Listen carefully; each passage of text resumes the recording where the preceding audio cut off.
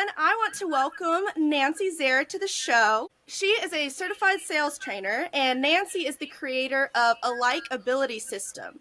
So she reveals how buyers buy from service-based professionals so that they can turn more of their prospects into clients and get to choose who they work with. Nancy earned her master's and doctorate from Boston College and is a former professor of social work. She's the author of 6 books, including an Amazon International bestseller. Nancy, thank you so much for coming on. Oh, Kaylee, it's my pleasure. Thank you for inviting me. So, how about you just go ahead and tell us a little bit about yourself, how you got into the world of communication and into coaching? It actually started from birth. I have been a psychologist since I was born. I was always interested in human behavior, and my family of origin had plenty of human behavior for me to observe. My parents, unfortunately, had a very stormy marriage, and I wanted to help them. So around the age of 10, I actually sat them down. I had seen something on TV that gave me the inspiration. And I basically, at the end of this conversation, was able to translate and help my parents communicate with each other better. That's insane. I know. And Wow. I was 10. I agree. But that's the gift that I've had. And I've since gone on to realize that it is a skill that I can teach to others. Hence, that's why I'm excited to share this information with the audience. That's amazing. Wow. So, what had you move from social work to more of the coaching world? I'm really glad you asked that question. You see, the government paid for my graduate studies. They paid for me to learn how to implement mental health services in the workplace, which of course was a great, combination for me. But when I graduated, I discovered you cannot implement a program until it's sold. And hence, I found myself selling. Now, it turns out social work, which is about listening carefully and identifying client needs, and of course, helping them get those needs resolved. Guess what? Selling is just like social work. Okay, that makes sense. Yeah. Wow, okay. Well, I'm super excited to hear about all of your expertise in this area, and I'm really excited to get this going. So, being a certified sales trainer, I'm sure you work a lot with communication and teaching other people that. What do you think is one of the top things that's needed to be a good communicator? That's a great question. The answer that comes immediately to mind is the fact that we have 2 ears and one mouth, and we need to use them in that proportion. And I know people have heard that before, but I want to emphasize that listening requires work. Active listening actually raises the body's temperature. You might even sweat a little bit when you're actively listening because you're not just hearing the words somebody's using. You're going beyond the words and you're hearing the message. And in Mm, some cases, the message is a content and it also is an emotion.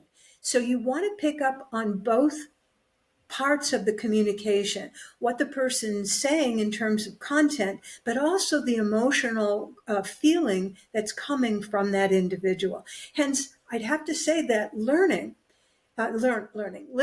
is one of the most underrated skills, but one of the best skills that you can develop to be successful in selling. that's so good. And I think that's definitely something a lot of people think about. They think when you sell to people, you talk and you have to convince them of things, but you need to hear what they're needing and what they're wanting and see if your program or your product's the right fit for them. So, Yeah. as you probably know, Digital Journey works a whole lot with social media, and it can be a lot more difficult to listen in the social media world versus face to face and in person. What are some tips you have for being a good listener when doing social media? I love that question because the way I listen is with my eyes. Now, of course, that sounds ridiculous, right? We see things with our eyes, we listen with our ears, but when you are on social media, it's mostly the input, it tends to be a lot of written things as well as pictures. Well, there's a lot you can learn with your eyes, by listening, by looking closely at the photos that are posted, as well as the content again. Now, I happen to be called the sales whisperer or the LinkedIn whisperer because of the fact that I'm able to teach you the skill of looking at somebody's post and identifying what their personality style, or what I call the buying style, is through that photo and through the words. And there are actually four styles. Most people are familiar with the fact: birds, animals, disc, Myers-Briggs, Yes. just to name a few of those systems. Sounds like you've had a few, right? Yes, yes. Yeah. And most of them require some sort of test, like the individual has to fill out a form and then there's an analysis and you find out what your style is. Well, I actually teach my clients, and I can teach you very quickly, to look at somebody's photo and identify their style. They don't even have to say a word. And again, if you're listening closely, you know what it is that person values in the way that they've just presented themselves through their photo. That's insane. That's so crazy because especially when you get into people doing a lot of headshots and stock things like that. That's really cool that you can do that. It's just does headshots and things make it more difficult? I'm glad you asked that because, as it turns out, I mean, if they're using AI and they've distorted their photo, even that is a clue about their style, why they've chosen to use AI. For example, some people will put up cartoony type photos of themselves. You're smiling. I don't. Have you ever done that yourself, Kaylee? I've never done it, but I've seen it with multiple people. Yeah, yeah. Well, but think about it. The person who is actually doing that, there's probably a motivation underneath. And remember, I'm a psychologist, hence the motivation underneath is why I can figure out what people's style they are. And so when somebody putting up a cartoon character, one, they might not feel comfortable being seen as they are. And that is very typical of a particular style who is a bit shy and feeling unsure about their social presence. Or the other reason somebody puts up a cartoon picture is to get attention. They want you to take notice because it's different. It stands out. It's not the norm. So you're dealing with one of those two types of personalities. That's so cool. That's very awesome that you've been able to figure that out and dive into that, and that helps get a lot of the guesswork out of the way when talking to people about sales. So, gives you a leg up Exactly. there. Exactly. When you can walk into a conversation with someone new, like Kaylee and I, this is actually our first time talking to each other. And when you have a sense of what this person is like, then you know what to say or do to begin that conversation. Maybe even the words to use that will connect quickly and authentically with them, because each of these styles has a set of values that they prefer over others. And so, for example, Kaylee, your values are you're heart-centered, you're mission-driven, you're passionate about helping people. And knowing this, walking in, gives me a sense of what I might say or do that will help us bond. That's so awesome. And that's where part of your psychology aspect comes in, which is so amazing that throughout your whole journey, all of that's culminated together now to put you in this incredible position. That's awesome. I really want to emphasize the fact that it is a skill, because I and many others teach you how to read how to read personality style so that you get that competitive edge. I'm sure. I mean, that sounds really valuable. Just so that person. One thing we focus a lot about at Digital Journey is authenticity. And when Yes. you're selling a product, we want to sell it because we care about that person and we think it's best for them, not just because we want to make a profit. So being able to enter into a conversation with someone knowing I care for you as a person is huge. That's so big.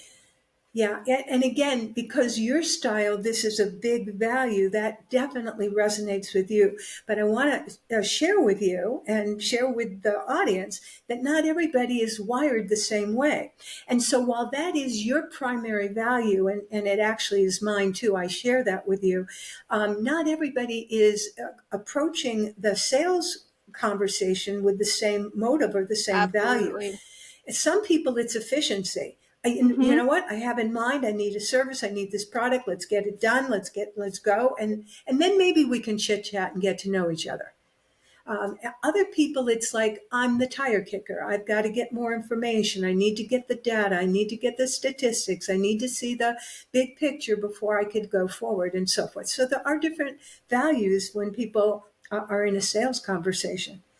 Absolutely. That's very, very true. And that's good to be able to recognize those things. That helps just in general make everything like even more efficient, even more detailed, and helps meet all of those styles. So Yeah. that's And the digital journey is a hard one because of the fact that we're lacking real time communication, right? We're yes. relying upon Yes. an exchange of a communication, but there's a time delay. So I put in a message and then I don't know when you read it or if you even read it or how well you read it or did you even understand what I said. And then you send me back a message. And again, there's a time delay and I go through the same, process. As a result, it's so easy for us to misunderstand and Yes. miscommunicate rather than build an authentic relationship that can result in doing business together.